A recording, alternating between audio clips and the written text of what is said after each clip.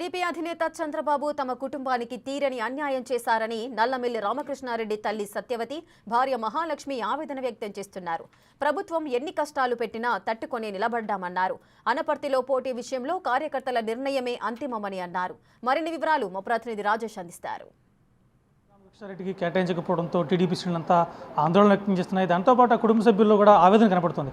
పార్టీకి ఇంతకాలం సేవ చేస్తే పార్టీని నిలబెట్టిన తర్వాత ఈరోజు కూటమిలో భాగంగా కూటమి పేరు చెప్పి సీటు కేటాయించకపోవడం దురదృష్టకరమైన వాళ్ళంతా ఆవేదన వ్యక్తం చేసిన ప్రస్తుతం మనతో రామకృష్ణారెడ్డి గారు భార్య ఉన్నారు. ఆవిడని అడిగి మరిన్ని వివరాలు తెలుసుకునే ప్రయత్నం చేద్దాం.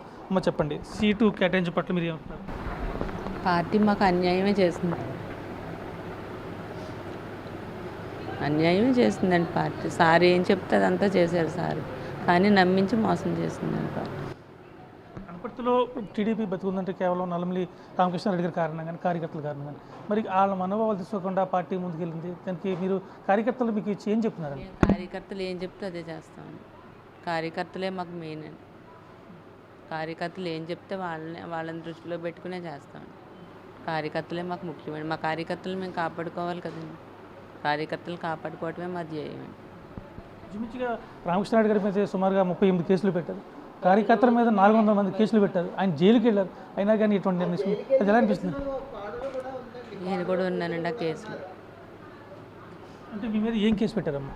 మా అన్నయ్య చనిపోతే అండి మేము చంపేశామని హత్యకు ప్రేరేపణ మేమనేసి మా మీద పెడితే డిపార్ట్మెంట్ వాళ్ళు లేడీస్ని వద్దు అంటే జెంట్స్ని అరెస్ట్ చేశారు, మమ్మల్ని కేసులోంచి తీశారు. అలాగే వాళ్ళ మదర్ కూడా ఉన్నారు, రామకృష్ణారెడ్డి గారి తల్లి. ఆవిడని అడిగి మరిన్ని రోజులు తెలుసుకుని ప్రయత్నం చేద్దాం. అమ్మ, చెప్పండి, ఏంటి మీ ఆవేదన కారణం? చంద్రబాబు నాయుడు గారు మాట కూడా ఇచ్చారండి. పెద్ద ఆయన మంచం మీద ఉన్నారు, ఆయన మాట కూడా లేదు. అప్పుడు చంద్రబాబు నాయుడు గారు చూడడానికి వచ్చారు. చూడడానికి వచ్చినప్పుడు నేను చాలా బాధపడ్డాను. ఏమండి, ఈయన మంచం మీద ఉన్నారు, మా పెద్ద దిక్కు మంచం మీద ఉంది, బాబేమో ఏ టైంకి వస్తున్నాడో తెలియట్లేదు, మీరు కార్యక్రమాల మీద కార్యక్రమాలు పురమేస్తున్నారు. వైసీపీ వాళ్ళు చాలా భయంకరంగా చేస్తున్నారు. ఎప్పుడు ఏం చేస్తారో మాకు తెలియట్లేదు. మేము ఇంట్లో ఇటు పేషెంట్ తోటి ఇటు ఈ అబ్బాయి టెన్షన్ తోటి మేము చాలా బాధపడిపోతున్నాం. మాకు చాలా భయంగా ఉందని అడిగానండి నేనే. చంద్రబాబు గారితో మీరు నేరుగా మాట్లాడారమ్మా? మాట్లాడితే ఆయన ఏమన్నారమ్మా? అప్పుడు ఆయన అన్నారు, చేతిలో చెయ్యేసి, అమ్మ రామకృష్ణారెడ్డి బాధ్యత నాది, మీరు ఏమీ కంగారు పడద్దు, నేను బాధ్యత తీసుకుంటాను, నేను ఎప్పటికప్పుడు వాష్ చేసుకుంటాను, మీరు కంగారు పడొద్దని చెప్పారండి. రెండోసారి మళ్ళీ బలభద్రపురం నుంచి నడిచి తీసుకొచ్చారు కదా, అప్పుడు కూడా ఇంటికి వచ్చారు మళ్ళీ.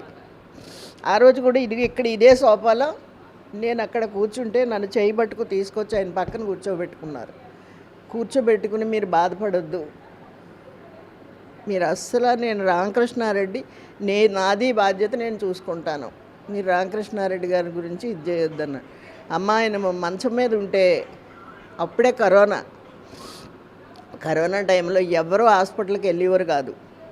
బాబుకు ఫోన్ చేసేసి, మరి ఇప్పుడు ఫోన్ కూడా లేని మనిషి ఆవేళ ఫోన్ చేసి రామకృష్ణ ఎవరో వెళ్ళట్లేదు, గవర్నమెంట్ హాస్పిటల్కి వెళ్ళి చూసిరమ్మనేవారు. అంటే ఆయన గెలిచినా ఓడినా కానీ ప్రతిరోజు కూడా ప్రజల్లోనే ఉంటారు. కరోనా టైంలో కూడా ఆయన ఏ రోజు ఇంటి దగ్గర లేరు. ఒక్క కరోనా టైంలో కూడా ప్రతిరోజు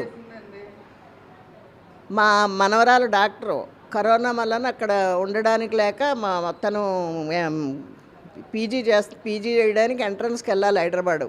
ఆ అమ్మాయి వెళ్లకుండా వచ్చి ఆ అమ్మాయి కూడా పేషెంట్లు చూసి సర్వీస్ చేసింది. బాబు అయితే ఇంకా ప్రతిరోజు పొద్దున్న నుంచి రాత్రి వరకు, మళ్ళీ ఇంటికి వస్తే లోపలికి వస్తే పెద్ద ఆయన దగ్గర గమ్ముని మళ్ళీ అటాక్ అవుతుందేమో అని మళ్ళీ బయటే వేడి నీళ్ళు బయట బాత్రూంలో వేడి నీళ్ళు స్నానం చేసి లోపలికి వచ్చేవాడు. అంత దారుణంగా సేవ చేశాడండి. మరి చేసిన మనిషికి వాళ్ళ ప్రతిఫలం ఇదేనా?